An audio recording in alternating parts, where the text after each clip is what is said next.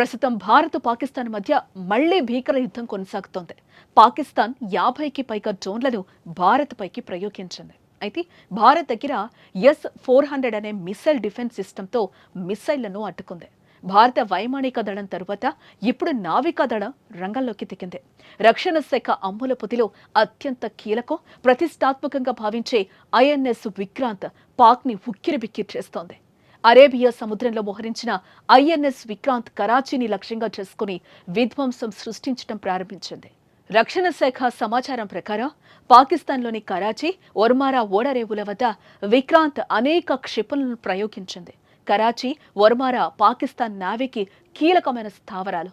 వీటిలో సీనియర్ అధికారులు, కార్యాలయాల, యుద్ధ నౌకలు, జలంతర్గాములు ఉన్నాయి.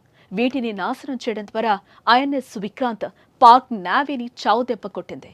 అరేబియా సముద్రంలో INS విక్రాంత్ మోహరింపు గురించి తెలిసిన తర్వాత పాకిస్తాన్కి కంటి మీద కునుకు లేకుండా పోయింది. INS విక్రాంత్ విషయానికొస్తే ఇది నీటిలో తేలియాడే భారతదేశపు భారీ వైమానిక స్థావరం. ఇందులో వాహక నౌకతో పాటు డెస్ట్రాయర్లు, ఫ్రిగేట్లు, ఇంధనం నింపే నౌకలు, జలంతర్గాములు ఉన్నాయి. భారత నావికా దళం వార్షిప్ డిజైన్ బ్యూరో దీన్ని రూపొందించింది. కేరళలో కొచ్చి షిప్ యార్డ్ లిమిటెడ్ నిర్మించింది. 1999లో రూపకల్పన ప్రారంభమై 2013లో లాంచ్ చేయబడింది. 2022 సెప్టెంబర్ 2న ప్రధానమంత్రి నరేంద్ర మోదీ కొచ్చి షిప్ యార్డ్లోకి తీసుకొచ్చారు. INS విక్రాంత్ పొడవు 262 మీటర్లు, దాదాపు 2 ఫుట్బాల్ మైదానాల సైజ్ అన్నమాట. వెడల్పు 62 మీటర్లు, ఎత్తు 59 మీటర్లు, అంటే దాదాపు 18 అంతస్తుల భవనంతో సమానం. దాదాపు 45,000 టన్నుల లోడ్ మోయగలుగుతోంది.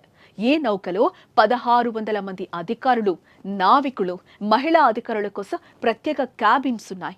ఇందులో 16 బెడ్ల hospital, emergency operation theatre, CT scanner, dental complex, telemedicine వంటి వైద్య సౌకర్యాలు ఉన్నాయి. Russian aircraft flight control complex, multi function రాడార్లున్నాయి. ఇందులో anti ship missiles, anti submarine defence systems, air defence systems వంటి అత్యాధునిక ఆయుధాలు ఉన్నాయి.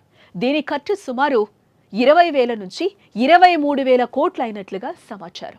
76% స్వదేశీ భాగాలతో నిర్మితం కాగా మిగిలిన స్టీల్ అంతా steel authority of India limited ద్వారా సమకూర్చారు.